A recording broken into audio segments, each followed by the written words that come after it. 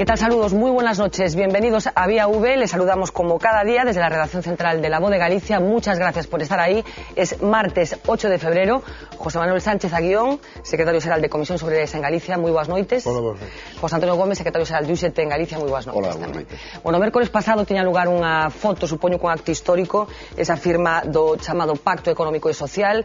Foi xusto o mesmo día que se coñecían os datos do desemprego, que volveu a batir un novo récord. Por que se escolleu esa data? A data viña determinada pola decisión do Consello de Ministros o día 28 e, polo tanto, hasta que o Consello de Ministros, hasta que se agotaron as negociacións e chegou un acordo e o Consello de Ministros tomou a decisión, non parecía correcto a asignatura da firma. Foi unha casualidade, triste casualidade, pero foi triste casualidade. Non tivo nada que ver a presencia de Angela Merkel o día seguinte en España, porque foi un pouco a lectura que se fixo tamén. Eu entendo que non, simplemente, efectivamente, nos órganos confederales se reunían 2 días antes para ratificar ou non ratificar o acordo. Ao final ratificouse o acordo. A coincidencia de que viñera Angela Merkel, eu entendo que non ten nada que ver con o tema. O proceso de negociación foi duro, arduo, difícil, e nos levou hasta o momento que nos levou. Chegamos ao acordo, convocamos os nosos órganos, se ratificou e o día seguinte se asinou. Curiosamente, 2 días despois, o día seguinte estaba Angela Merkel. Bueno, este acordo, como decíamos, se suscribía o mércores pasado. Neste momento o Goberno está intentando ampliar este acordo ao resto dos grupos do arco parlamentario. Vamos coñecer un pouco as últimas incidencias en torno a este pacto económico-social. El Gobierno no quiere quedarse solo en esta imagen con la patronal y los sindicatos y hoy ha iniciado una ronda de encuentros para dar a conocer el pacto social y económico. La firma del acuerdo quedó deslucida hace una semana por la ausencia de los grupos de la oposición y por la publicación ese mismo día de los datos del desempleo, que supera ya los 4.200.000 parados. Ahora su propósito es que se sumen más partidos al texto, un documento lleno de medidas tan impopulares como la reforma de las pensiones, la de las políticas activas de empleo o la de la negociación colectiva. Con él, aseguran sus promotores, se busca una salida a la crisis. Y vamos a demostrar que estamos en ese grupo de las grandes naciones que sabe ponerse en pie, volver a caminar con fuerza después de una seria dificultad. Es una ventana de oportunidad para combatir la crisis y para generar empleo. El objetivo final de todos, yo creo que es uno. ¿Cómo somos capaces que este país vuelva a crear empleo? Pero el objetivo es también transmitir una imagen de consenso y confianza a los españoles y a los mercados internacionales. Y por eso el Gobierno quiere repetir esto en el Parlamento. Bueno, la pregunta del millón. ¿Este pacto va a servir para crear empleo? Non, unha parte do pacto pode sentar as bases para que se poida recuperar a senda do crecemento económico e, polo tanto, do emprego, pero unha parte moi importante do pacto, que é o acordo de pensións, por si solo non vai a generar emprego. Creo que vai a dar seguridade, polo menos para os próximos 30 anos, que os traballadores e traballadoras deste país vamos a seguir mantendo un sistema público de pensións contributivo e de reparto, e, por lo tanto, blindamos que o sistema público se siga mantendo, aseguramos que eso siga sendo así, pero eso non vai a xerar emprego. O emprego xenera actividade económica, inversión pública, inversión privada, e a outra parte do acordo e deste acordo global creemos que sí, pode sentar as bases, hai unhas mesas abertas para intentar sentar as bases e crear as condicións de que se poida xenerar emprego.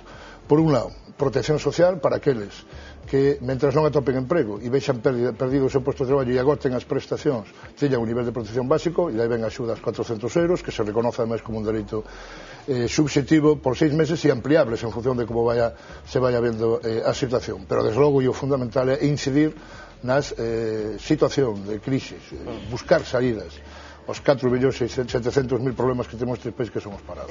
Bueno, un dos titulares grosos deste pacto é ese retraso na edade de xubilación. Foi unha alegría ou foi unha tristeza ter que firmar este pacto? Ninguna alegría, ninguna tristeza. É un acto, creo que, de responsabilidade. O que fixemos foi ver os tempos que vivíamos e ver as alternativas que tiñamos. Os tempos que vivíamos os coñecemos todos. Unha crisis galopante, un país con un crecimento económico prácticamente cero, altas tasas de desempleo, non se prevé a recuperación económica a curto plazo. Por lo tanto, o que nos plantexamos é, en primeiro lugar, que hai que modificar, vímolo demandando, non da hora, de hai moito tempo, un acordo para cambiar a estrutura productiva do noso país. E iso creo que, polo menos, sentamos as bases. O decía José Manuel, non é un acordo para crear empleo inmediato, que non nos vamos a engañar aquí. O que sentamos as bases, creo, que para cambiar a estrutura productiva do país mediante unhas medidas en materia de política industrial, en materia de política enerxética e en materia de innovación, algo que carece moito o noso texido productivo. E, por outro lado, tiñamos a alternativa de decir no á reforma das pensións, situarnos na oposición radical e automáticamente ver de onde partíamos. E partíamos de que o goberno había colocado en Bruselas en maio pasado, dentro das políticas de medidas de axuste, de forma equivocada, entendémonos, a reforma das pensións como unha das reformas prioritarias. En elas plantexaba xubilación obligatoria para todo o mundo aos 67 anos, período de cómputo en torno aos 30 anos e 40 anos para ter direito a unha pensión, a pensión máxima. Bien, creo que conseguimos modular, conseguimos flexibilizar, que creo que o papel que tiñamos que facer as organizacións sindicais neste momento. Hai agora mesmo unha jubilación, se vai haber unha jubilación gradual entre 63 e 67 anos, mantense a jubilación parcial, algo que o goberno pretendía eliminar, e tamén se mantén as jubilacións anticipadas. Por tanto, é un bo acordo, creo que é o mellor acordo que podíamos asignar este momento. Creemos que vai ser un acordo que vai valer para xenerar confianza, se decía no vídeo introductorio por algún dos relatores que falaban antes. Creo que tanto a nivel interno como a nivel externo. Creo que algo deso xa está pasando e algo deso xa está vendo. Algo moi necesario para salir desta situación que temos neste momento. Bueno, as imaxes que se tomaron dese acto transmitían unha certa euforia. Creen que a cidadanía comprende un pouco a actitude que se tomou, en concreto por parte dos sindicatos, cando estamos falando dun pacto que ao final recorta determinados dereitos? Desde logo, polas organizacións sindicais non había euforia ninguna. Non estamos en momentos de euforia, nin este acordo significa que arregle e solucione os problemas importantes e graves que ten este país. Conseguimos evitar. Nós creíamos que non era necesaria a reforma das pensións no noso país en este momento. O sistema, a viabilidade do mismo, a solvencia do mismo non existía, pero explicaba o compañero... No, porque en concreto, Comisión Obreira mudou un pouco a estrategia. Inicialmente tiña unha posición moito máis beligerante contra esta modificación, falouse incluso dunha nova folga xeral, non? En que momento mudou a perspectiva, digamos? No momento en que detectamos a vontade de chegar a un acordo e de forzar un acordo con este goberno. Pero en que cedeu o acordo? O goberno, en que cedeu o goberno? Primeiro en entrar a negociar a reforma da pensión e non en poñela. Eu creo que podemos decir que somos o único país en Europa onde os sindicatos son capaces de arrancar un acordo en un tema tan importante como son as pensións en este país. No resto dos países europeos se teñen producidos modificacións e cambios, en negativo tamén, no sistema de pensións impostos polos gobernos sen ninguna capacidade e posibilidade de negociar. Todo o mundo pon de exemplo Francia, e o foi desde o punto de vista das movilizacións, pero Sarkozy non moveu unha coma das súas pretensións. Aquí conseguimos introducir elementos de mellora e de evitar, en todo caso, que a profundización no recorte nas pensións fora máis alá.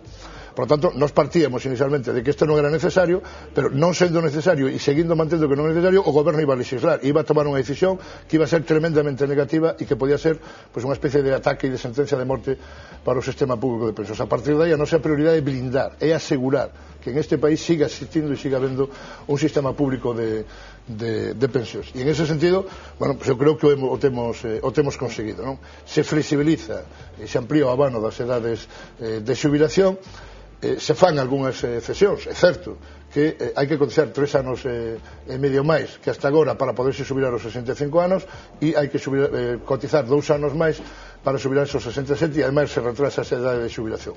Pero hai outros elementos moi positivos do acordo que creemos que fan este compensado e sobre todo, e o elemento fundamental, creo que blindamos o sistema e cerramos a porta aos sistemas de capitalización que o que se pretendía, e detrás de todo isto está o intento e a presión da Unión Europea, dos grandes poderes económicos, da banca, dos sectores financeiros en que están por acabar cos sistemas públicos de pensións e levar isto a mãos privadas. Non olvidemos que os recursos que manexa a Seguridade Social no noso país son miles e millóns de euros que son moi apetecibles para o ámbito privado, e esa idea de trasvasar recursos públicos e tal é algo que, bueno, periódicamente se cerne sobre o noso sistema. Creemos que non era necesario, pero ante a posibilidade de que se fora máis alá e que poidera ser unha ferida de morte o noso sistema, decidimos negociar e, por lo menos, evitar, minorar os efectos que podera ter a reforma de pensións no noso país. Bueno, o plan de xusta aprobado polo goberno antes do verán provocou esa folga xeral que apoiaron UGT e Comisións Obreiras. Tanto ten mudado a actitude do goberno para que nesta ocasión a proposta de novos recortes de dereitos os sindicatos sí que estén co goberno? Prácticamente se pode dicir que hai tres factores determinantes. Un diles é a propia folga xeral. A resposta clara, masiva e contundente que deron os traballadores na folga xeral do pasado 29 de setembro, en efecto, desgaste, se viu nas enquisas. Nas enquisas o goberno saliu moi penalizado desa folga, hubo un cambio importante de goberno, automáticamente fixo o goberno reaccionar, entendémonos, en modular ao menos a súa postura de intransixencia como tiña naquele momento, como surxiu ca reforma laboral. En segundo lugar, se produce un cambio tamén moi importante que non é baladí. É o cambio na patronal. Con Díaz Ferrán hubiera sido prácticamente imposible firmar ningún acordo. A situación da patronal naquele momento era caótica, por suerte, para todos, entendémonos, pois o cambio na patronal xugou un papel decisivo.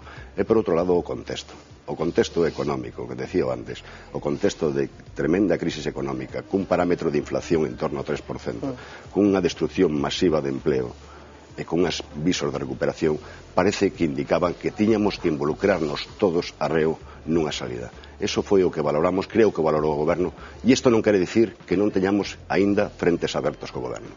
Seguimos insistindo que a reforma laboral non sirve para crear empleo. O están demostrando os datos do día a día.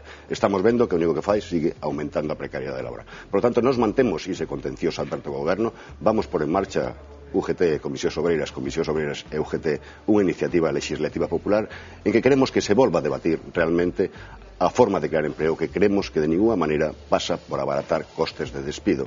Estamos lo vendo no día a día que eso non sirve e, lóxicamente, queremos que se volva a debatir no Parlamento a reforma laboral.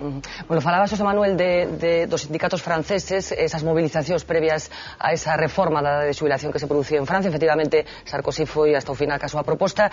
En todo caso, esa capacidade de movilización dos sindicatos franceses e a diferente actitude que están tendo os sindicatos aquí no sentido de negociar co goberno pode penalizar os sindicatos españois? Eu creo que non. O movimento sindical utiliza as movilizacións, os elementos e as medidas de presión como unha ferramenta, como un instrumento, como un ariete para que as propostas e as alternativas se abran saída e sean capaces de plasmarse en acordos que sexan positivos. Calquer situación de conflito ten que ter como elemento final o sentarse nunha mesa para intentar pechar un acordo. As movilizacións non son un objetivo e un fin en sí mismo, nós non as concebimos nunca así. Estamos en momentos difíciles e duros, como decía o compañero José Antonio, e a veces o que hai é que plantear elementos de resistencia en función da situación, e creo que en esa situación en la que se inscriben este acordo e estos acordos, non? É útil a movilización, ou é, se non fora o 29 de setembro e non foran as movilizacións que fixemos en decembro, o goberno non houbera variado a súa postura e non houbera sido posible chegar a este acordo, e agora estaríamos falando da tramitación no Parlamento de unha lei de pensións moitísimo máis dura da que creo que temos conseguido paralizar, non? Por lo tanto, nós non abdicamos, nin fixemos ninguna renuncia a ningún tipo de movilizacións. Decía o compañeiro e decía ben que vamos a seguir plantexando o mismo que plantexábamos, porque o que resolvimos foi un problema nunhas condicións determinadas, pero o problema gordo, o problema do paro neste país está sin resolver. A reforma laboral, por exemplo. Nos vamos a exigir vamos a seguir plantexando a rectificación e a fondo da reforma laboral. Si algo demostrou nestes meses de desenvolvemento da mesma, e os datos son obxectivos, se os reconoce todo o mundo, é que desde logo non creou emprego, ese non era o obxectivo, non é o instrumento para generar emprego. O que si fixo é o que hai e o que se genera precarizalo máis, e ademais o efecto sustitución de emprego fixo por emprego estable, e está colocando a un colectivo moi importante de traballadores en este país, os que teñen máis de 50 anos no paro, sin expectativas de buscar emprego, están sendo sustituídas por traballadores xóvenes ou por outros traballadores en condicións máis precarias no peor dos casos, non? Por lo tanto, a exigencia de rectificación da reforma laboral é algo que non abandonamos e algo que vamos a seguir permanente exigindo. A necesidade de unha reforma fiscal en este país que permita que o Estado recupere ingresos que cedeu de maneira bastante irresponsable, que faga o reparto da crise de maneira máis equitativa e, en definitiva, que non se avance no camiño de descapitalización do Estado, porque senón non se poden abordar as políticas de protección social e moito menos as políticas de inversión pública, que teñen que ser un elemento e un motor do desenvolvemento económico. E a reforma do sistema financeiro siguen sendo reivindicacións, siguen sendo plantexamentos dos que este sindicato e o movimento sindical vai a seguir pechando. E se é necesario mobilizaremos. Reforma do sistema financeiro que sí que ten anunciado o goberno, neste caso a base de sacrificar as caixas, por exemplo, non? Sí, no noso caso, ademais, eu comentaba outro día, nos parece bastante lamentable o proceso de fusión en Caixa Galicia, que generou ríos e ríos de tinta, e unha posición que as dúas organizacións que estamos aquí defendemos unha caixa galega vinculada ao territorio, mantendo a obra social e mantendo a vinculación co territorio que a extensión. Prácticamente en todos os povos existe unha caixa de aforros. En algúns ocasións é a única entidade financiera que hai. Presta un servicio moi importante. Nos peleamos por esa caixa e creíamos que a mellor fórmula era que as dúas caixas galegas, antes de que se nos aveciñaba, uniran esforzos e fixeran. Cumpre perfectamente os requisitos que plantexa o Banco de España, cubre toda unha carreira de obstáculos que se foron poñendo durante o proceso, a cada un que se poñía outro, e unha vez que cumple os requisitos de solvencia, de viabilidade, cun esforzo importante, cunha sangría de máis de 1.200 postos de traballo que se van a... ahora se volven a generar incertidumbres. A actitude do goberno é absolutamente irresponsable, non se pode estar xogando co futuro dunha entidade tan importante que ten uns recursos en torno a 80.000, números redondos, millóns de euros, generados co aforro de miles e miles de galegas ao longo de moitos anos. Ir no camiño da bancarización, de sacar estes recursos generados aquí fora da súa inversión, se parece bastante a un expolio dunha entidade financeira feita en Galicia. Non nos vamos a opoñer con uñas e dentes e vamos a exigir ao Goberno Central e á Xunta de Galicia que tome e adopte as medidas oportunas, que se deixe de discursos, que se deixe de palabras, de grandilocuencias e que fagan as xestións oportunas. Por certo, tamén a dirección das caixas, que ten bastante responsabilidade en este sentido. Pero seguimos mantendo a nosa necesidade de que a caixa siga sendo caixa de aforro, siga sendo caixa galega. E como está vivindo os traballadores das caixas que xa viviron con preocupación todo o proceso de fusión e que neste momento se atopan, como decía José Manuel, con novas incertidumbres? Como está neste momento percibindo e filtrando os traballadores? Lóxicamente, con incertidumbre tremenda, en primeiro lugar, porque a propia dirección da Caixa non dá ninguna resposta ante este cambio de rol, de reglas de xogo, que non sei que realmente cambiou desde hai 4 días para cá, si antes era solvente e ora non. Ahora que lle faguemos tanto caso a Alemania, que parece que a Alemania é o paradigma, a Alemania no seu sistema financiero gastou máis de 450.000 millóns de euros. Por certo, Alemania sigue mantendo as súas caixas ligadas ao territorio, nos seus länder. Eu creo que aquí hai unha estrategia realmente de pôr as caixas a disposición dos grandes bancos, dos grandes poderes financieros. Estamos vivindo un proceso similar ao que se viviu en Italia, e ante eso, lóxicamente, os traballadores que conocen, que son perfectamente conocedores do que está pasando en outros países, do que pasou anteriormente, lóxicamente se encontran nunha situación de incertidumbre. Por lo tanto, o que estamos demandando, alguén se ten que pôr ao frente desto. O presidente da Xunta tense que pôr ao frente desto.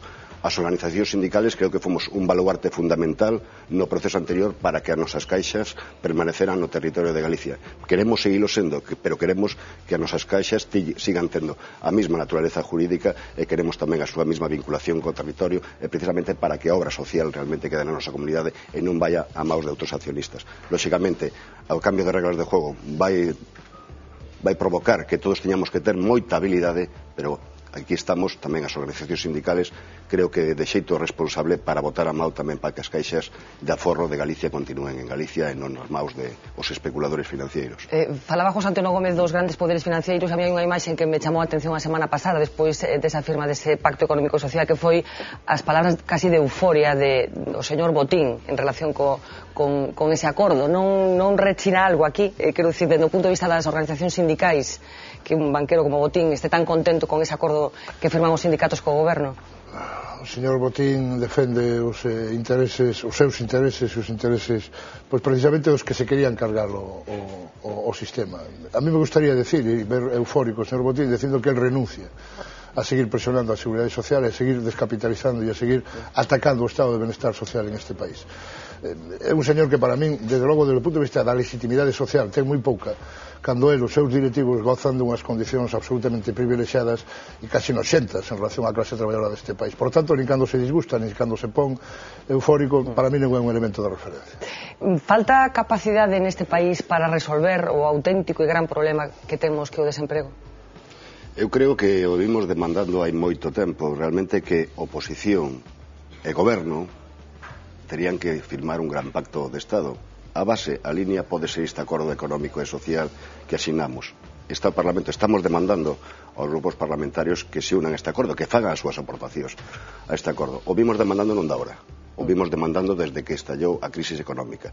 Vimos dicindo, dende hai moito tempo, dende hai máis de 10 anos, as organizacións sindicais, que este país tiña un crecimiento con pés de barros, basado basicamente no sector inmobiliario e no sector servicios. E, lóxicamente, os partidos da oposición, sobre todo o principal partido da oposición, o Partido Popular, creo que é o momento tamén de que vote a Mao, de que, si ten pensado, como todo indica, que vai a gobernar mañá o goberno de España, mañá o ano que ven, ou cando sexa, lóxicamente parece lóxico que se debería corresponsabilidade. E, ademais, outra cousa que creo que é fundamental, o Partido Popular tamén ten competencias porque goberna en moitas comunidades autónomas como a nosa, e tamén ten competencias nesas comunidades autónomas en materia de políticas activas de empleo, en materias de política industrial, e, por tanto, sería importante un traballo arreo e de corresponsabilidade de goberno e oposición para realmente, entre todos, salir desta situación.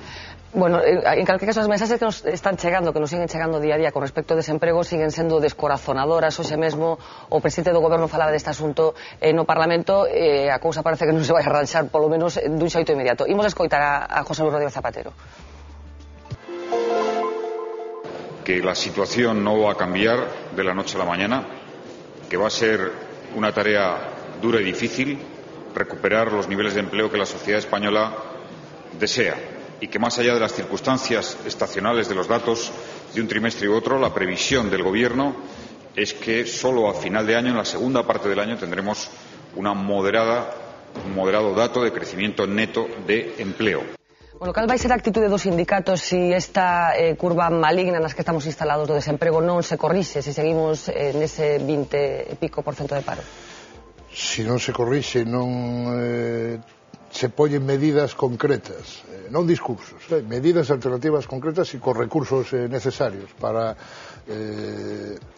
primeiro, asegurar os niveis de protección social, que empeza a ser dramático no noso país. 1.200.000 traballadores no conxunto do Estado están neso que se chama o límite de exclusión, están prácticamente na pobreza. Hai que asegurar un nivel de rentas e un nivel de mínimo e decente para esa xente, non? E logo actuar nos elementos económicos fundamentais, na inversión pública e na reactivación da economía, facendo posible que a inversión privada tamén se faga. Por eso o modelo e o cambio do modelo financeiro e o axuste no sistema financiero é fundamental. Temos que asegurar, que garantizar que o crédito chega ás empresas, ás pequenas e medianas empresas e á familia. Pequenas e medianas empresas son as que generan máis do 80% do emprego en este país. Teñen pechado empresas perfectamente viables por non dispoñer dun circulante, dunha línea de crédito que les podera permitir ser viable. E iso é absolutamente demencial e tremendo neste país, non? A reforma financeira é importante, non é a fusión das caixas ou a transmisión das caixas de aforros en ámbitos privados, senón é en que o crédito chegue ás pequenas empresas e tamén a familias, que permita reactivar o consumo e, polo tanto, a partir de aí, reactivar a economía. Bueno, pois xa, deixémonos de discursos e que se arbiten medidas para garantizar que quede o crédito ás familias. E, polo tanto, a partir de aí, a reactivación económica. Seguir mantendo o maior nivel de inversión pública que se poida, porque tamén actúa como un elemento de reactivación económica. Onde está o límite de paciencia dos sindicatos? En que momento ten que empezar a cambiar a curva para que non... Cando vexamos que o goberno é incapaz de adoptar medidas e de poñer medidas e alternativas concretas, insisto, con recursos, non? Eu coincido un pouco co que decía o compañeiro José Antonio. Isto non é un pacto de Estado, o que acabamos de falar. Nós hubiéramos querido que fora un pacto de Estado. Si non foron os pactos da Moncloa, como se intentou decir. Non ten nada que ver cos pactos da Moncloa, por dúas razóns. Os pactos da Moncloa se daban nun contexto de transición, ca amenaza da ditadura, estaban todos no aire, e o pacto da Moncloa foi firmado polos partidos políticos, non participamos as organizacións sindicais.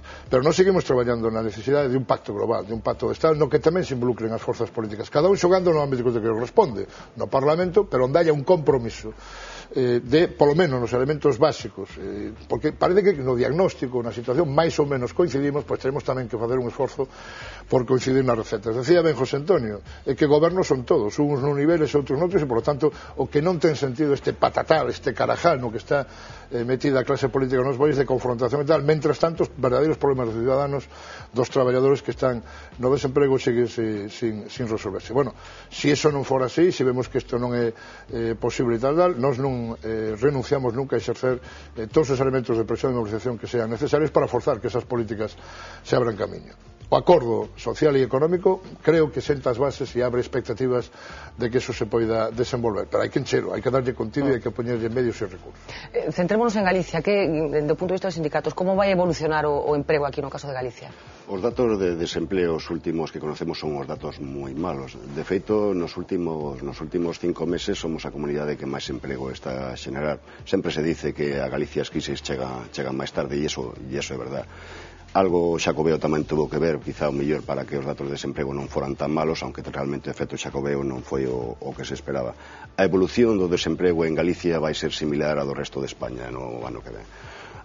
Mentras que non se produzca un proceso de reactivación económica, mentras que non fluya o crédito ás pymes e ás familias, mentras que non se relance o consumo, lóxicamente a recuperación de empleo en Galicia non vai ser diferente, nin vai ser mellor que no resto do Estado, non nos podemos engañar. Esa é a realidade que temos. Polo tanto, creo que é o momento de traballar. Nós estamos facendo tamén no marco do diálogo social en Galicia. Queremos seguir traballando tamén arreo no marco do diálogo social en Galicia, pero tamén queremos que se cumplan os compromisos acadados no diálogo social en Galicia.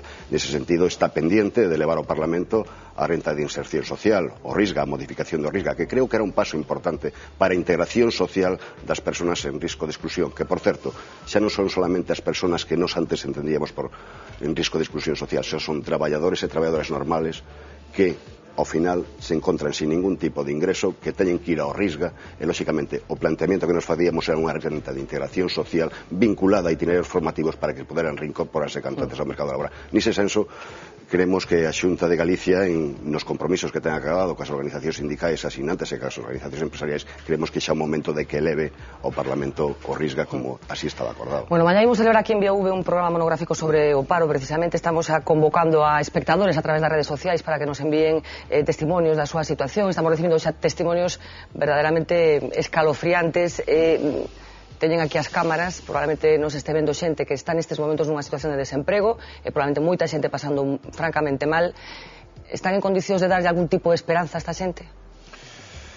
Estamos en condicións de decidir que nos vamos a pelear e a poñer todas as nosas capacidades e nosas forzas para que, primeiro, insisto, porque é moi importante, garantizar e asegurar que teñan os niveis de protección social básicos, pero tamén é certo que o mellor nivel de protección social é o emprego, e é ter un emprego digno e un emprego con dereitos. No que nos dependa, vamos a intentar, e depende de cada administración galega e de cada administración central. Intentaba explicar antes un pouco cales creo que son os elementos que se deixen de confrontarse, de botarse a culpas. Creen que a xente entende isto? Ou a xente que está nunha situación desesperada ou que No, é imposible, é imposible que o entenda. O que entende que está sin traballo, entende que... É que alguén fallou neste que desde logo... Claro, casi 60.000 familias en Galicia que teñen a todos os membros no paro, pois é imposible que se lles poda explicar que a política económica, que a situación non sei que, o que queren é ver medidas concretas, pero mentras non as teñan, queren ver que, polo menos, poden chegar a final de mes, teñen un nivel de renta digna, poden seguir mandando os seus fillos a escola, teñen para comer con un mínimo de dignidade todos os meses. Ese é o primeiro mensaxe. E a partir de aí, como eso non chega, oiga, pois procúreme usted e procúreme un emprego nas mellores condicións e o máis rápido posible. Quen ten a responsabilidade? A temos todos compartida, pero desde logo quen ten a capacidade para incidir e para decidir as políticas económicas deste país. E en ese sentido, o noso papel é exigirle aos gobernos, aos poderes políticos e aos poderes económicos que poñan todos os recursos e todos os medios ao servicio dese elemento que é a generación de emprego, ¿no? Bueno, pues aproveitando a presenza dos líderes de UGT de Comisión sobre ellas aquí no plató de VV, saímos hoxe á rúa para preguntar a xente que opinión teñen dos sindicatos e do papel que teñen xogado nestes últimos días, e isto foi o que nos dixo a xente. Pues en principio nada. La verdad que no mucho. Han claudicado para mí. Espero nada. Me parece que se han vendido. Home, dos sindicatos non se espera moito xa. Non sei, sin de verdad, pouca cousa. Sinceramente, pouca cousa, casi nada. Flojo, la verdad que no veo que hagan mucho por los obreros. Pues lo valoro muy mal. Considero de muy poca inteligencia, de muy pocos valores sociales, pues llegar a eso. Han puesto poco esfuerzo.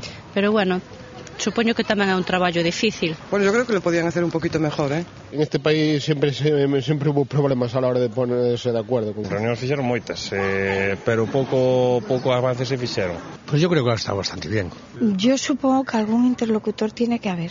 Han perdido parte de su credibilidad. Ya hace tiempo que ya había perdido la credibilidad en ellos. Se ha perdido bastante la confianza. Non confío neles porque, de feito, un ministro de Traballo antes era un sindicalista nato. Sí, pienso que sí, pues si no confiamos en los sindicatos estamos mal. Home, supoño que sempre hai que confiar en alguén, non? Bueno, temos que ir rematando xa, pero por suposto tedes dereito de réplica, son malos tempos para ser líder sindical. Pois estamos valando que a máis fea e a peza máis larga, como diría outro, non? No momento moi... Eu creo que, bueno, forma parte da visión que teñen os ciudadanos, dos sindicatos, dos partidos, da Iglesia, bueno, das institucións, dunha sociedade armada, do punto de vista social e estruturada, non? Creo que nos temos tamén que mellorar e explicar mellor, informar mellor, explicar pues, estes acordos, o contido e como os podan ver cercanos. Pero temos a responsabilidade que temos, intentamos estar á altura o maior que poidamos, insisto, nunha coyuntura e nun momento moi difícil, non? Pero hai un elemento fundamental e moi importante, e é a tremenda campaña mediática de desprestigio dos sindicatos que está facendo mella. Alguén, ademais de avanzar na política de recortes de dereitos laborais e tal, ten como objetivo que desaparezcan os sindicatos. Somos o único muro que está aguantando deso e, por lo tanto, o desprestigio é unha ferramenta moi útil. José Antonio, un titular. Sí, eu creo que é lexítimo que acaban de dicir todas estas persoas, é lógico que digan, o que sí, eu creo que nós somos as persoas que estamos máis cerca diles, somos as persoas que estamos loitando realmente por eles, e oxalá que dentro de 5 anos non nos estemos agarrando este acordo como unha tabla de salvación, porque eso significará que este país avanzou e que tirou mellor gracias a este acordo. Bueno, pues con este desexo de José Antonio Gómez nos quedamos, temos que rematar xa a entrevista. Moitísimas gracias aos dous por estar con nos esta noite, uns minutiños de publicidade e regresamos ca mesa da actualidade aquí en Vía V.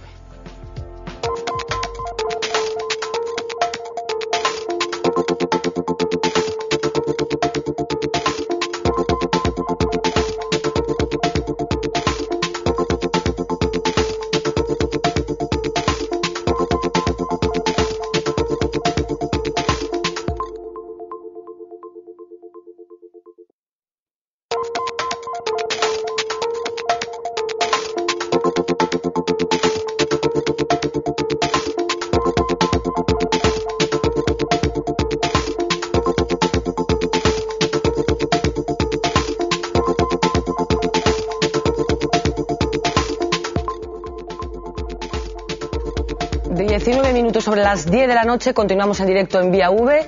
Despedíamos a los líderes sindicales de UGT de Comisiones Obreras aquí en Galicia y abrimos mesa de actualidad con Xosé Luis Barreiro, muy buenas noches. Hola, buenas noches. Julia de la Montaña, muy buenas noches. Hola, muy buenas noches. Y recibimos por primera vez en el plató de Vía V, esperemos que no sea la última, a Francisco López Barrios, muy buenas noches. Buenas noches. Y a Reyes Costas, muy buenas noches también. Muy buenas noches. Bueno, sé que tuvisteis la oportunidad de ver la entrevista que hacíamos, que manteníamos con los líderes de UGT y Comisiones. Barreiro, ¿qué impresión tenemos?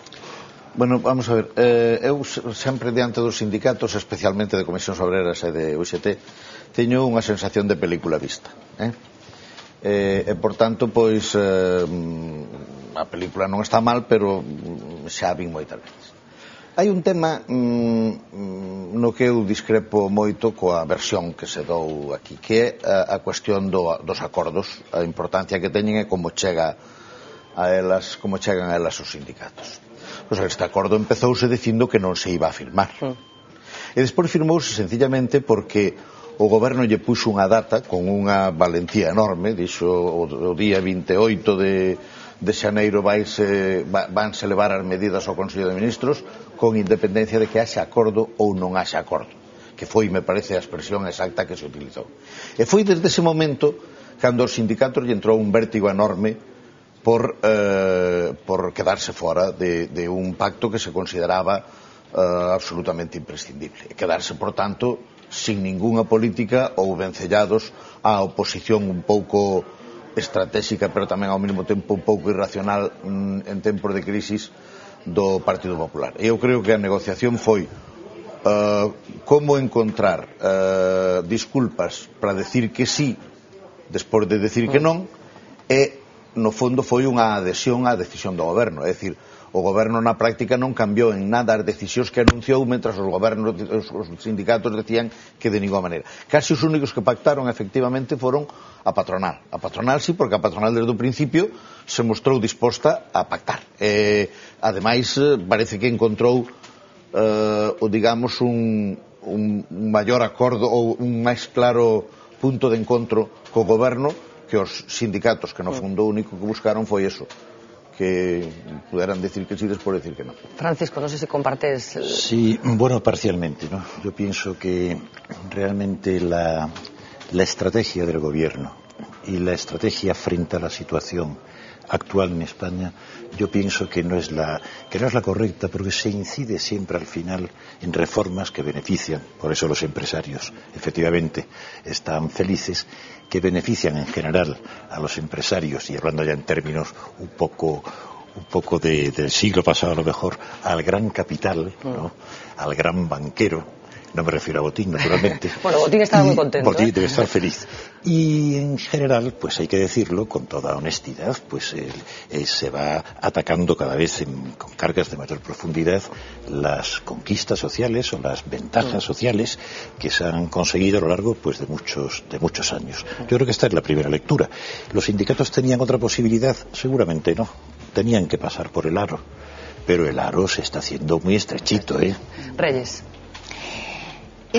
Bueno, yo he visto cómo estos representantes gallegos de alguna manera han seguido el ritmo de lo que se ha hecho en Madrid. No han querido justificar lo injustificable, y he escuchado que lo hacían como un acto de responsabilidad. Hemos oído.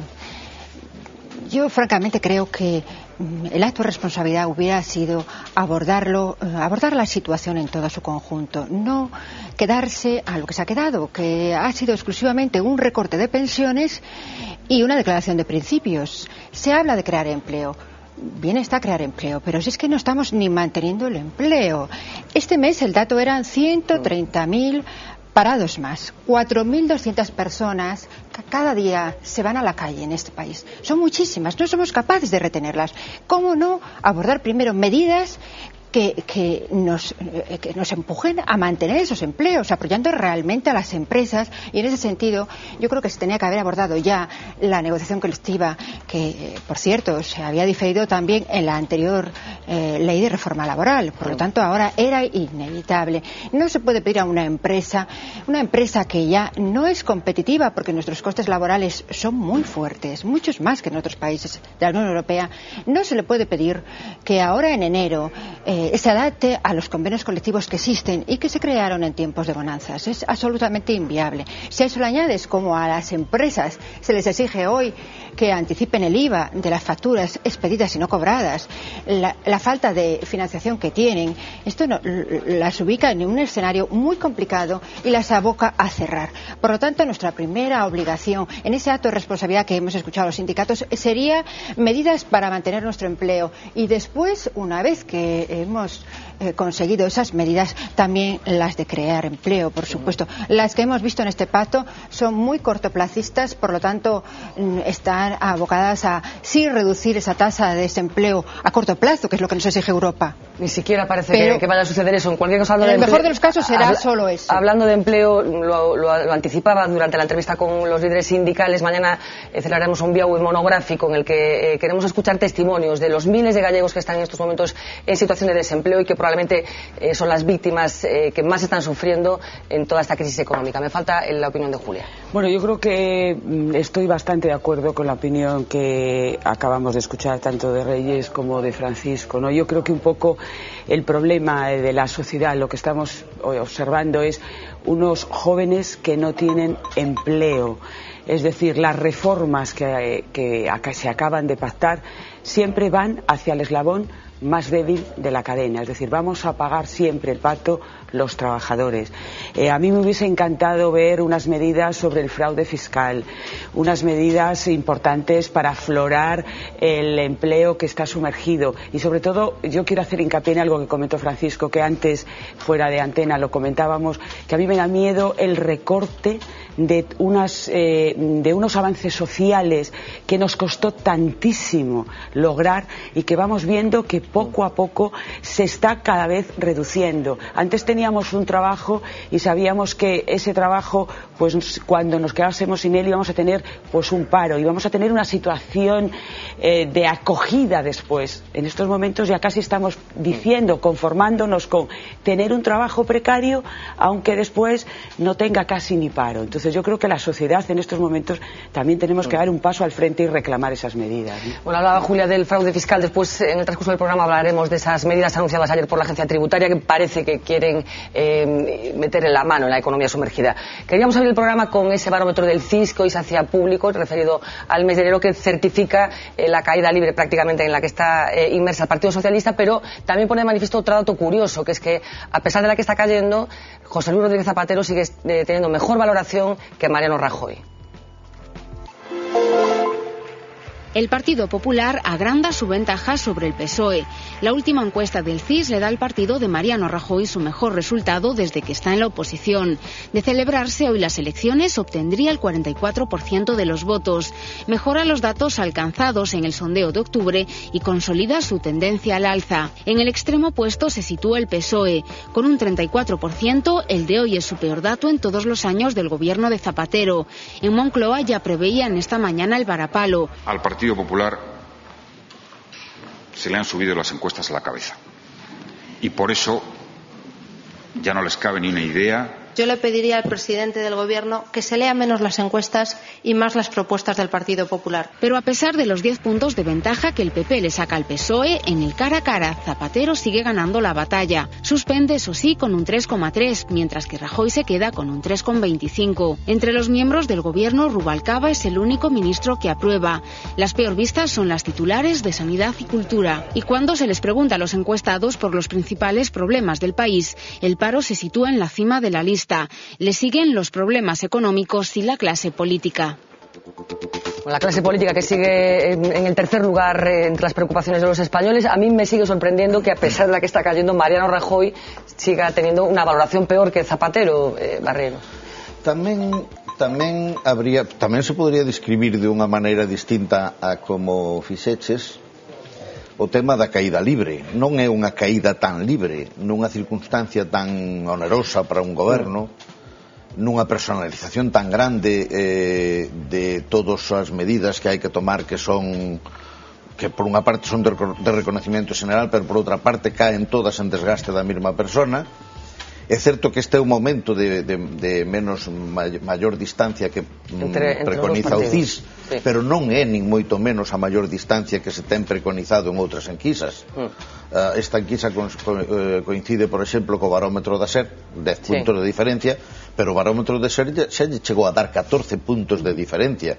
De tal maneira que dá a sensación de que hai un gran desgaste e hai un horizonte de perda de eleccións bastante claro, pero a idea de que vai ser un paseo militar eu creo que non se está reflexando na cuestión, sobre todo cando estamos se queremos analizar a calidade da victoria. É dicir, eu non lle arrendo a ganancia ao Partido Popular se gana con unha minoría exigua, e por tanto o Partido Popular neste momento, que non ten aliados nin ten tradición de acordos fáciles co conxunto das forzas políticas do Parlamento, ou ten unha gran elección ou ten un gran problema. E eu creo que ese sentido da gran elección, se falamos só de ganar as eleccións, pois probablemente non teríamos maior discusión, pero eu creo que ese sentido de ganar as eleccións co que se lle chamou en algunhas veces a maioría suficiente, creo que non o ten tan garantizado. E ese factor Mariano Rajoy, que parece sorprendente, eu creo que eso depende moitísimo do modelo co que se analiza a valoración dos políticos, e que eu creo que hai que cambiarlo. Non se ven cambiando porque as enquisas teñen valor na medida en que reproducen durante moito tempo os mesmos métodos de investigación, de tal maneira que as situacións sean comparables co que sucedía antes, co que sucedía con outros presidentes, etcétera, etcétera. Pero eu creo que o sistema actual dalle unha enorme ventaxa de valoración ao que está no poder, porque como é conocimiento máis valoración, e o poder ten un conocimiento absoluto, non? Pero hombre, Mariano Rajoy tamén tivo poder, non? Supose que nese caso o coñecemento debía de estar... Pero non está presente permanentemente na cuestión. Pois eu creo que hai unha cousa. Zapatero ten parroquia, é dicir, Zapatero está tomando decisións, e por tanto enfada moitísima xente, pero hai outra xente que está dicindo, hombre, está facendo un gran esforzo neste momento con independencia das equivocacións que cometeu. E en cambio Mariano Rajoy dá a sensación de que está esperando a que lle caia a pera no cesto. E iso naturalmente a hora de valorar, aunque ti digas este vai ganar porque o outro está agotado, pasouselle o arroz, tal, pero ilusionar non ilusiona. E por tanto esa é casi unha expresión bastante clara de decir, vas ganar, pero non vai ser por ti. Francisco. Sí, yo creo que un poco lo que comenta José Luis, estoy de acuerdo con él. Hay algo también que hay que tener en cuenta y valorar, ¿no? Zapatero es una persona muy telegénica, es decir, es una persona, para los que no conocen la palabra telegenia, pues que a través de los medios de comunicación y concretamente de los audiovisuales consigue enganchar generacionalmente, en este caso, con un núcleo de población muy importante en España. De tal manera que aunque su política, en líneas generales, podría decirse, siendo benevolente, ¿no?, que ha sido un desastre, pero sin embargo hay que reconocerle cierta capacidad de movimiento, de enganche. A mí no me extrañaría que volviese a presentarse como candidato en las próximas elecciones generales en cuanto que repunte un poco la situación económica. Y Rajoy, rápidamente, es un hombre que no transmite nada. Probablemente sería un buen gobernante, en el sentido de equilibrado, una persona pausada, pero realmente es un desastre. No transmite, no engancha. A un joven de 30 años español actual, ¿qué le puede decir Rajoy? Una pregunta que le haremos a Rajoy cuando lo tengamos delante. Reyes, Francisco hablaba de que cree que Zapatero podría volver a presentarse. Parece que está confirmado que no. Yo también lo creo. Que en torno a, antes de las elecciones, en torno a antes de las elecciones municipales, incluso que podría confirmar que efectivamente no se presenta. Reyes. No se presenta. Bueno, pues con respecto a los datos del CIS, yo creo que hay una diferencia importante entre los dos partidos, que no se refleja efectivamente luego en los datos de los dos líderes, pero que tampoco es exacto. En el CIS, cuando vemos estas encuestas, hay un montón de elementos que difieren. O sea, si los vemos con exactitud, hay contradicciones. O sea, que no creo que sean demasiado importantes y trascendentales. No le daría yo esa importancia. Julio, un apunte. Bueno, yo, por decir algo diferente, creo que en este caso lo que yo reflejo de estas encuestas son por dos partes. Vamos a ver, la primera parte sería la desconfianza. Yo creo que es que lo que se está viendo es que ninguno de los dos líderes son capaces de crear una confianza, ni el que está gobernando ni la alternativa, cosa que me preocupa. Algo que no sale en las encuestas, pero que también creo que es importante pensar, es en la abstención. ¿Cuánta gente, es una cosa es la intención de voto y después cuánta gente va a votar? Tenemos ya ahí ejemplos muy cercanos de abstenciones mayoritarias en Portugal de que casi rondaban un 50%, ¿no? Y por otra parte yo creo que está pesando la marca, es decir, los dos líderes no convencen, pero en estos momentos el peso de la marca del partido, es decir, del PP, tiene más poder en estos momentos que el PSOE, ¿no? Y yo creo que también, dado a que el gobierno desgasta, la situación que estamos viviendo, que no es buena, y luego por otra parte la seriedad, yo creo que de los ciudadanos, que elección tras elección yo creo que nos dan una muestra de su seriedad, ¿no? De que son capaces de reconocer en qué situación están y darle la oportunidad a un gobierno para que sea capaz de romper con la situación. Hablo, por ejemplo, del primer mandato de Aznar, que fue, bueno, relativamente, no tenía mayoría, pero bueno, la ciudadanía dijo, le vamos a dar una segunda oportunidad.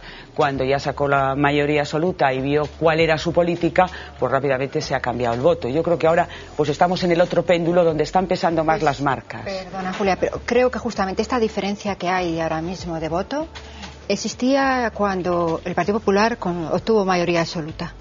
Creo que fue coincidente. O sea, tú apuestas porque va a haber una mayoría absoluta. Bueno, yo no digo tanto, ¿eh?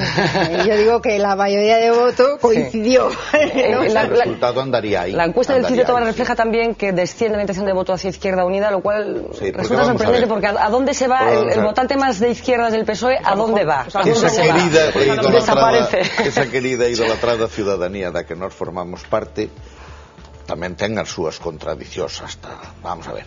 Primeiro di que non valen pa nada. Eso é o primeiro que di. Esto es un desastre y todos son unos mantas. Y a continuación no deja entrar a nadie nuevo nunca. No hay manera de hacer un partido jamás. De tal manera que tú vas ahora mismo con cualquier idea, con cualquier cosa, y el resultado es prácticamente cero. Cuando sacan un diputado, lanzan las campanas al vuelo, como en el caso de Pero hay un partido nuevo, el de Greenpeace, ¿no? Greenpeace, el del antiguo líder de Greenpeace. Sí. Sacan un escaño y dicen, aquí empieza ya la historia, pero luego la historia termina. De hecho, Rosalía aparece muy bien valorada y después tiene los diputados que tiene también. Es decir, que los ciudadanos primero, aquí nos va a gobernar el PP y el PSOE. Segundo, los partidos pequeños, cuanto más crece la confrontación entre los dos partidos, más disminuyen. De tal manera que la última elección, la que enfrentó a Zapatero y a Rajoy ya por segunda vez, fue un paseo militar absoluto de los dos grandes partidos. Los nacionalistas y todos se redujeron a la mínima expresión. Entonces la gente miente mucho cuando habla. Claro, absolutamente, claro. Es que de esto hay que empezar a darse cuenta, ¿no? Es decir, la ciudadanía que dice... porque yo voy a recordar otra vez un dato que recuerdo siempre. Este Zapatero, que es un desastre, que no vale para nada, es el político más votado de la historia de España. Nadie ha sido tan votado como él, nunca.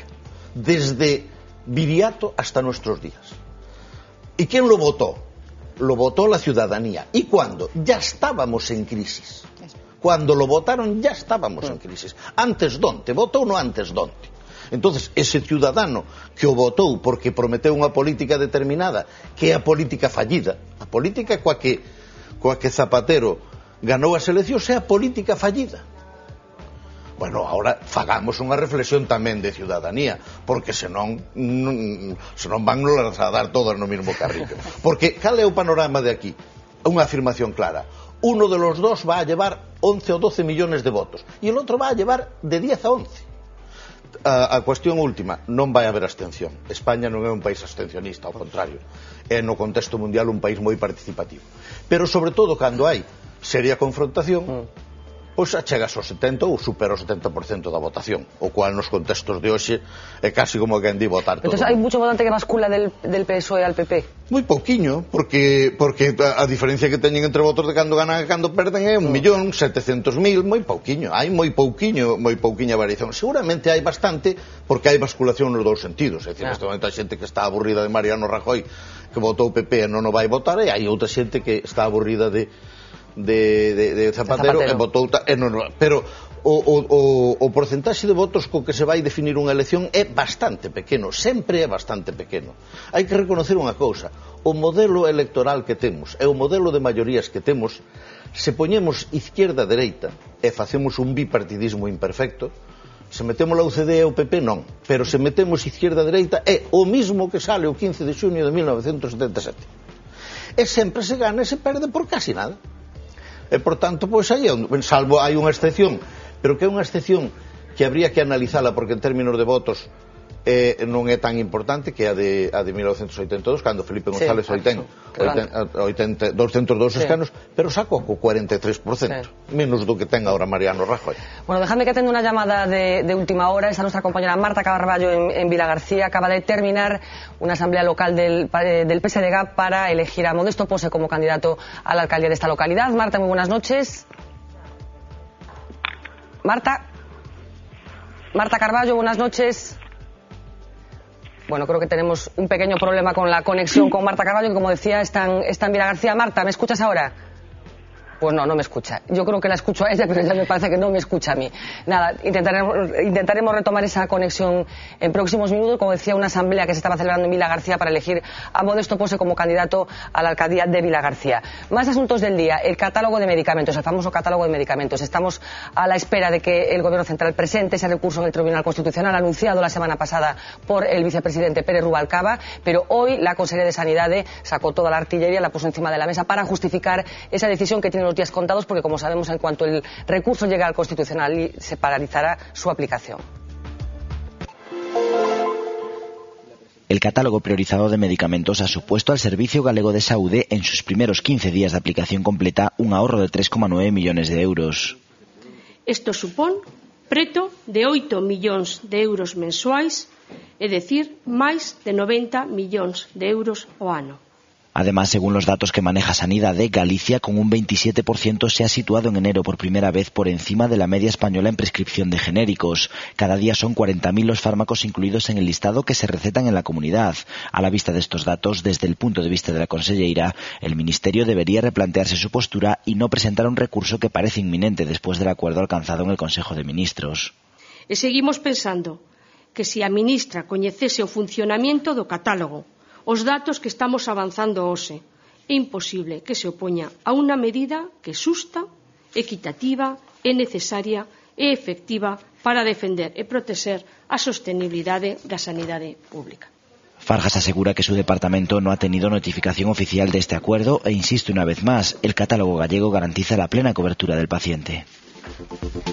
Bueno, supongo que en este asunto hay dos vertientes. Una es la más técnica, la que tiene que ver con los medicamentos y con la aplicación del catálogo, y otra es política. Ayer hablábamos de este asunto en esta misma mesa y se abordaban las dos vertientes. Julia, que sé que tienes una opinión formada sobre este asunto. Bueno, vamos a ver, yo ya lo había comentado en otra ocasión. Este ahorro que nos está contando la consellera de Sanidad pues va a quedar limitado pues a otros 15 días, porque como todos sabemos, el día 1 de marzo entra en vigor un nuevo reglamento que lo que hace es obligar a que los medicamentos de marca se iguale su precio al del genérico más barato. Por tanto, ese ahorro no va a ser solo en la Comunidad de Galicia, sino que se va a repercutir en todo el ámbito nacional, ¿no?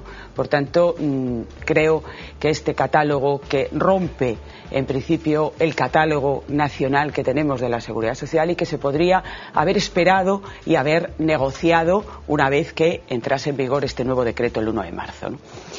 Por otra parte, yo estoy a favor, evidentemente, del uso de los genéricos, de su potenciación, y que además en estos momentos hay que plantearse una política de ahorro a nivel de la Seguridad Social. Eso está claro.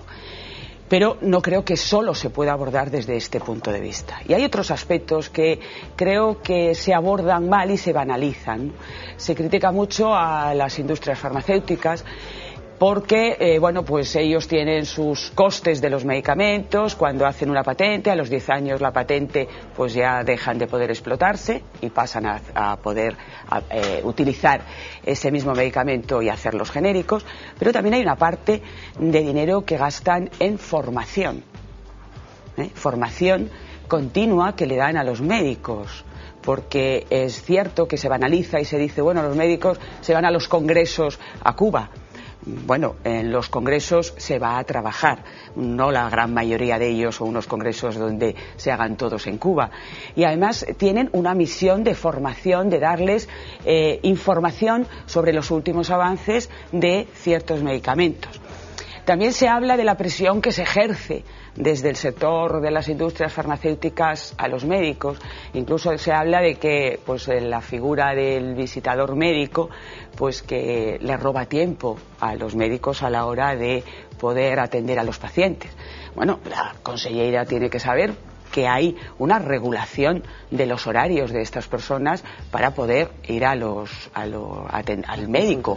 Es decir, que todo este mundo está regulado y cumplen una función muy importante, que esos fondos tendrá que plantearse la Seguridad Social cómo va a pagar la formación.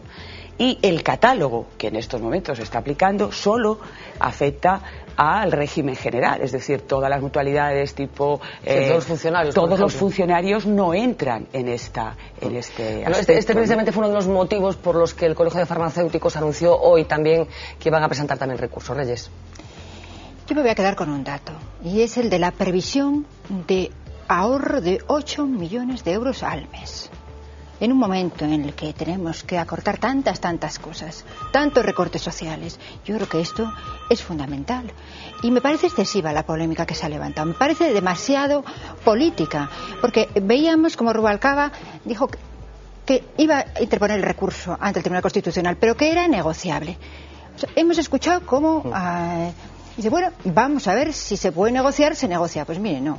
Si es inconstitucional, pues habrá que llevarlo a los tribunales. Y si no, lo que no se puede hacer es levantar esta polémica. Vamos a tratar de buscar un punto de encuentro entre todos. Pero si esto es salvable, y si realmente esto al final se va a imponer en toda España, porque vamos a ir hacia esto, porque no tenemos otra opción, porque si lo vemos en recortes de pensiones acabaremos con este tipo de medidas. Entonces hablemos entre todos y pongámoslo encima de la mesa y aprobemos este recorte, que no es un recorte, no se va a privar a nadie de un medicamento, únicamente se va a optar por el más económico, pero no se le priva absolutamente de nada. Luego yo creo que hay mucha demagogia detrás de todo este tema. Julia está dudando. No, digo que, claro, se habla siempre de que el genérico es exactamente igual que un medicamento de marca y, bueno, no es así tan claro. Es decir, lo que sí demuestra es que ese medicamento libera la misma cantidad de un principio activo, pero no se habla ni de biodisponibilidad ni problemas de excipientes. Y si habláis con cualquier farmacéutico que en estos momentos está sustituyendo un medicamento por otro, hay verdaderos problemas, no voy a decir porcentajes porque los desconozco, pero sí hay problemas con los excipientes. Y otro dato es que el médico va a recetar un principio activo y el que le va a dar el medicamento es el farmacéutico, y el farmacéutico le dará un genérico de cualquier laboratorio. Si hay algún problema, pues incluso de quién es la responsabilidad, del médico que receta el genérico, del farmacéutico. Claro. Es decir, que yo creo que es un problema demasiado serio como para haberlo hecho de forma unilateral. Que soy la primera que digo, potenciemos los genéricos y ayudemos a la reducción, no solo en el contexto de los mínimos que nos estamos planteando en absolutamente todo. Pero es que el 1 de marzo... Hablamos del contexto en el que estamos viviendo, pero es que no hablamos en un contexto de, claro, porque hubo momentos en que todo era a lo grande. Sí. Ahora hay que recortar. Pero es que el 1 de marzo vamos a recortar. Parece que aquí hay que recortar de todos lados. Lo único que nos está recortando, y yo lo he hecho en falta, y no sé qué opináis al respecto, es de que no vuelva aquí el impuesto sobre el patrimonio. Esto es lo único que no se pone encima de la mesa, pero por lo demás se está recortando en todo. Ahora, el impuesto sobre el patrimonio, que discutamos... Bueno, tenemos muchos frentes abiertos hoy para hablar hoy del impuesto de patrimonio, pero lo traeremos a esta mesa. Dejadme que atienda a Marta Carballo, que creo que ahora sí que voy a poder hablar con ella. Marta, buenas noches. Hola, muy buenas noches. Bueno, por fin, que tenemos problemas con esa comunicación. Has estado siguiendo esa asamblea del Partido Socialista en Vilagarcía, en la que iba a ser elegido Modesto Posa como candidato a la alcaldía. ¿Cómo ha ido? Bueno, pues finalmente ha sido proclamado con el 78,6% de los votos de las 117 personas que participaron en esa asamblea local.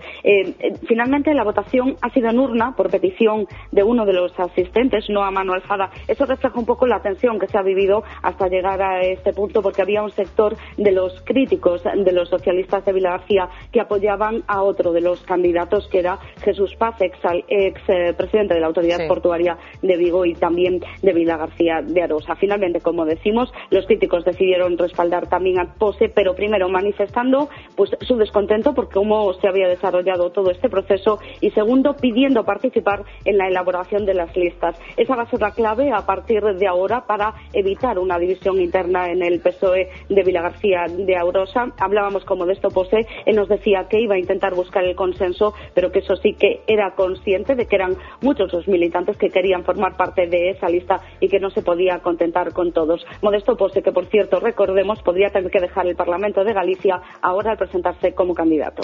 Bueno, pues era la última hora que queríamos escuchar desde Vilagarcía de Arousa, donde estaba nuestra compañera Marta Carballo. Como recordará, Modesto Pose se presenta finalmente como candidato a la alcaldía de Vilagarcía después de que tuviera que renunciar por enfermedad la persona inicialmente elegida. Gracias, Marta. Hasta luego, saludos. Buenas noches. Bueno, José Luis, yo no sé si los problemas que pueda tener Modesto Pose en Vilagarcía tienen algún tipo de extensión al resto de Galicia o no.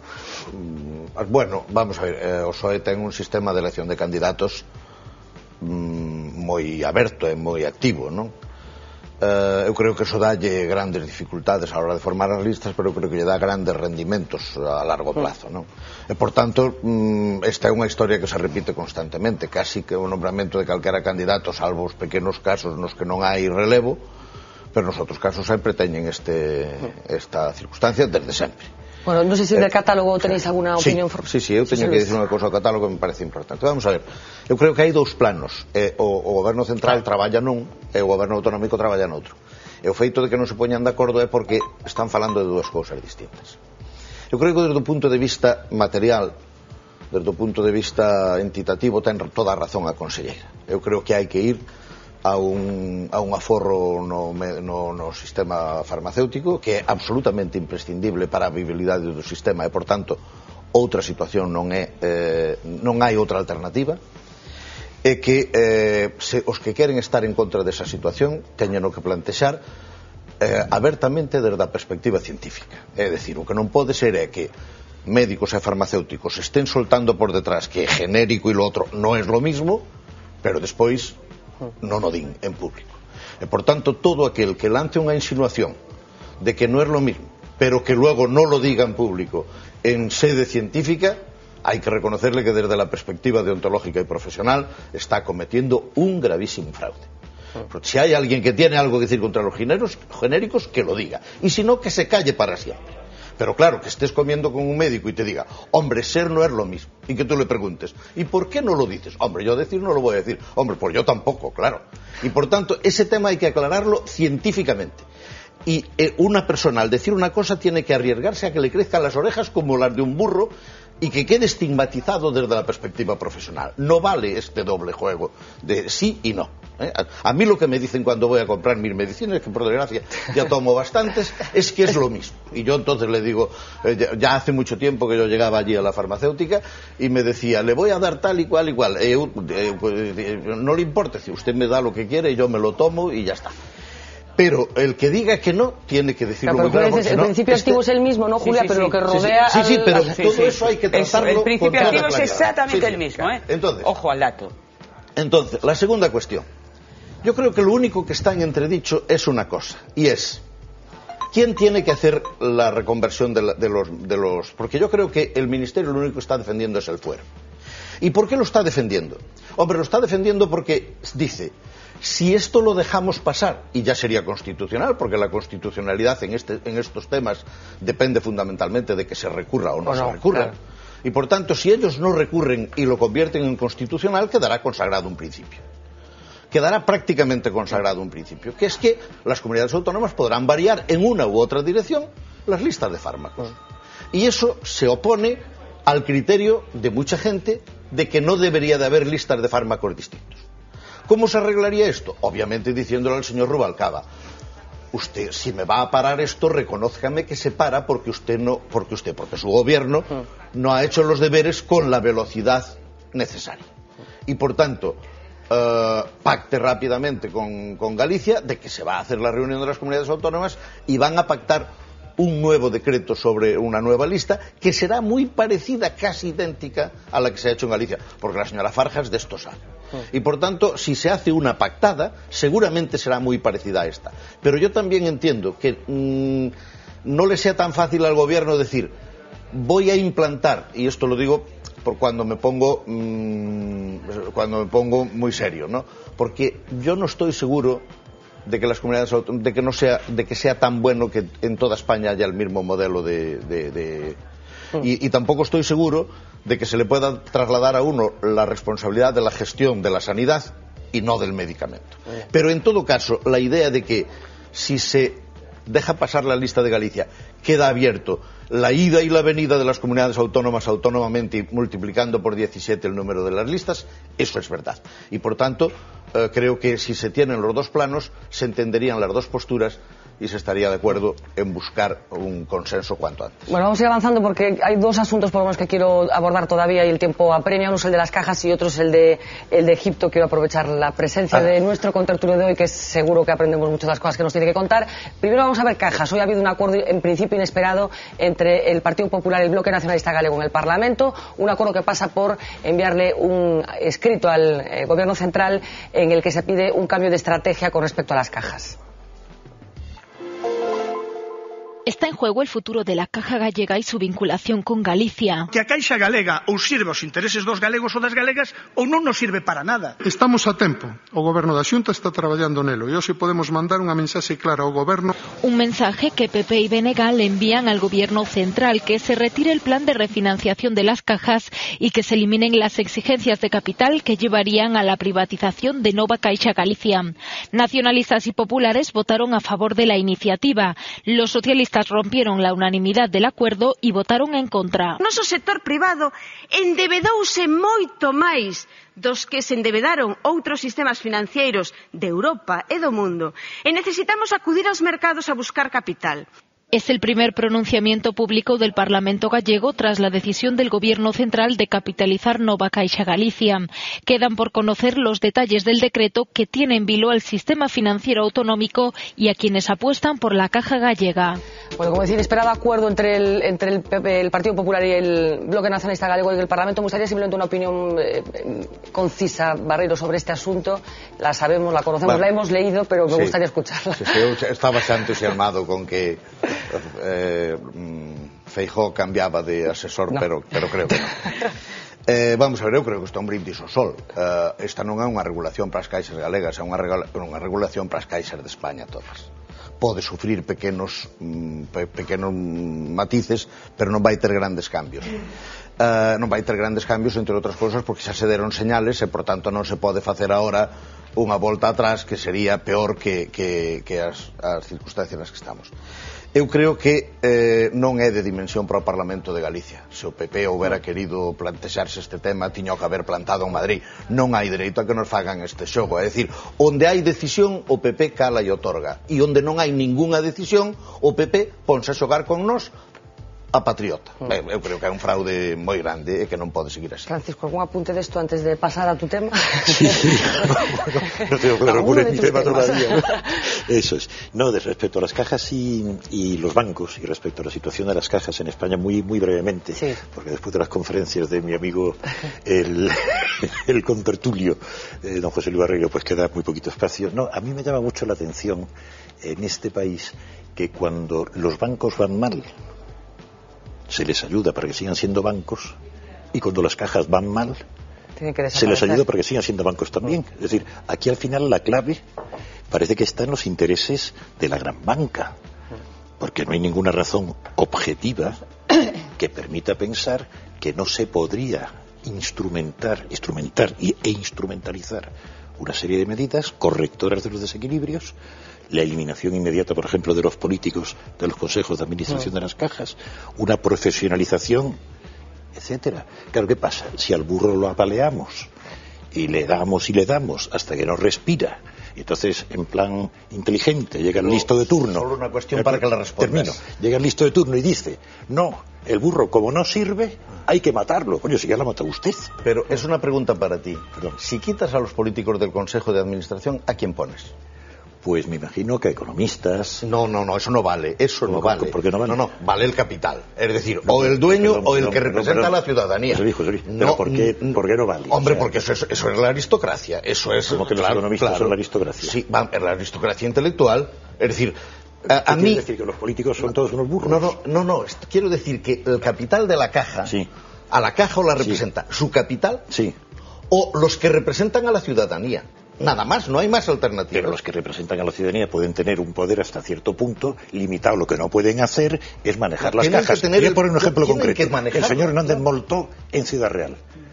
Eso es un escándalo. Es decir, que un señor, porque se le ponga en las narices, haga aeropuertos, pistas de no sé qué, y se gaste 4.000 millones de pesetas en francachelas. Claro, porque no jugaba con su capital.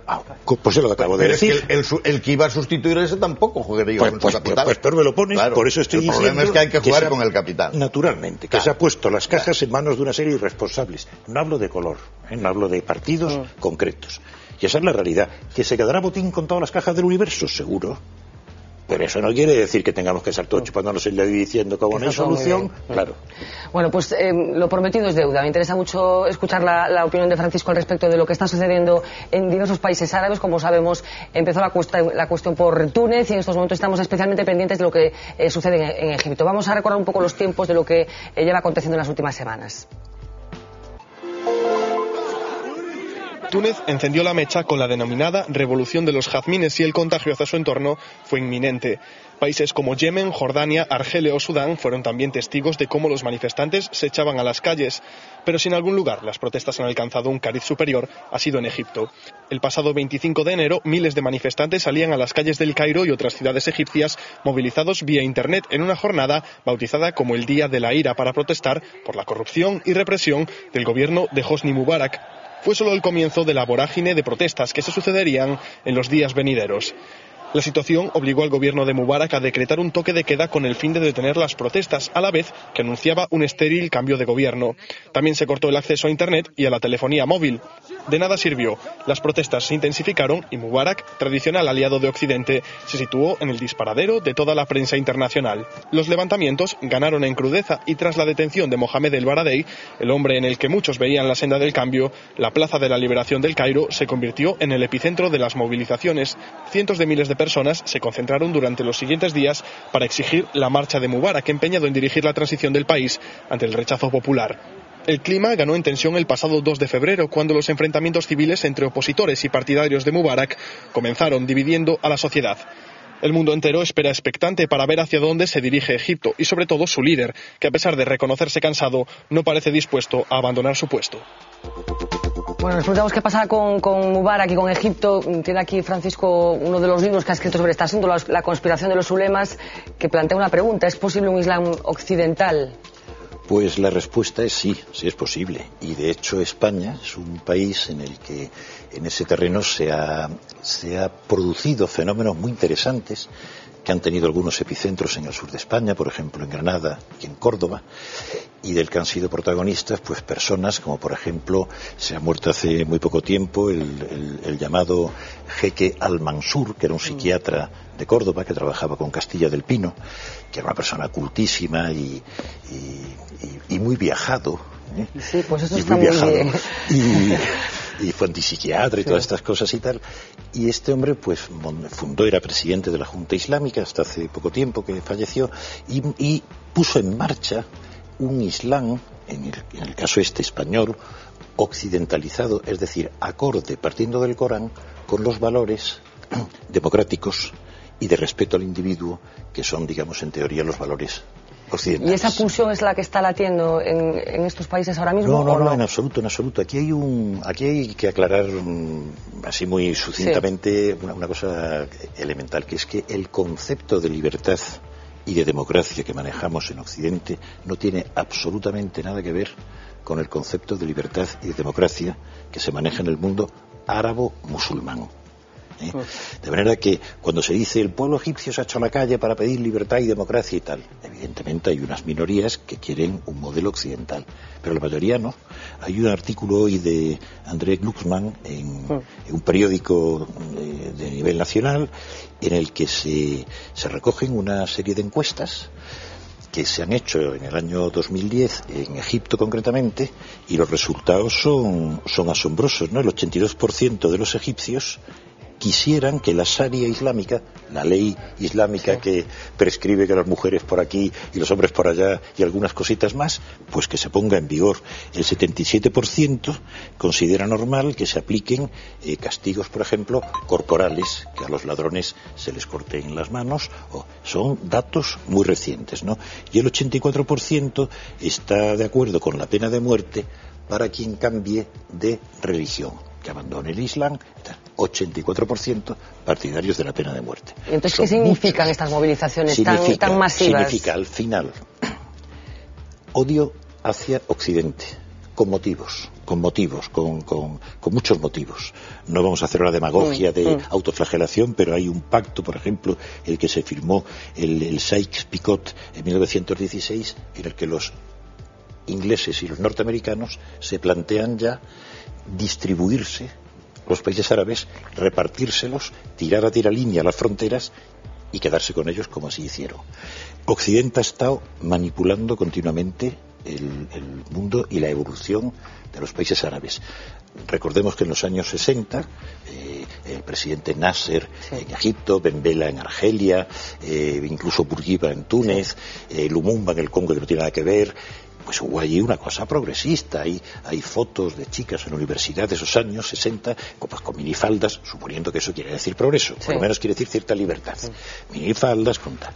Eso se cortó radicalmente, y se cortó por los norteamericanos, por los intereses norteamericanos, y para derrocar a todos estos dictadores, porque eran dictadores, de izquierdas, entre comillas, se fomentó el wahabismo, se fomentó el salafismo, eso lo sabemos todos. Y bueno, pues hemos sembrado vientos y recogeremos, en el caso egipcio, y termino, un gobierno probablemente de los hermanos musulmanes moderados, más en la línea de Turquía que en la línea de Irán. Pero están alguien detrás, quiero decir, están organizados por alguien, están movilizados por alguien. La gran fuerza en Egipto la tienen los hermanos musulmanes. Los hermanos musulmanes. Por abajo, por el pueblo. Aparte de las anécdotas de dos partidos de ultraizquierda que pueden mover 5.000 personas. Y la gran fuerza por arriba la tiene el ejército como elemento estabilizador, que es absolutamente pro-yanqui, formado en Estados Unidos, etcétera. En esa contradicción Mubarak se salva, va salvando la cabeza, va saliendo. Ojo, Mubarak pertenecía a la Internacional Socialista, lo expulsaron el día 31 de enero, hace 4 días, de la Internacional Socialista. Y Ben Ali también. Francisco, me comprometo a tener una charla mucho más larga contigo sobre este asunto, ¿vale? Venga, cuando tú quieras. Hoy el tiempo nos ha comido, o sea que nos vamos a ir a la primera rápidamente, a la primera de La Voz de Galicia de mañana, con el siguiente titular: las comunidades se rebelan contra el gobierno por los privilegios a Cataluña. La Xunta acusa a Zapatero de primar a la Generalitat frente al resto. Es el titular, como decíamos, de la primera de La Voz de Galicia de mañana. La foto de primera para ese terrible accidente que hoy tenía lugar en Vilagarcía. Mueren 3 mujeres en un choque en Vilagarcía. El turismo en el que perecieron madre e hija invadió un carril y colisionó contra un todoterreno. Y finalmente un tercer titular que tiene algo que ver con lo que estábamos hablando con Francisco, no exactamente, pero tiene algo que ver. Los padres de la niña de Arteixo, sancionado por el velo, estudian trasladarla a otro colegio. Educación convoca a las partes para buscar un acuerdo. Son 3 los titulares que, como decía, forman parte de esa primera página de La Voz de Galicia de mañana. Un placer tenernos aquí a los 4, José Luis, gracias. Francisco, Reyes, Julia, encantada. Mañana regresamos a partir de las 10 menos 20, como siempre en directo. Les dejo con los titulares del día. Sean felices.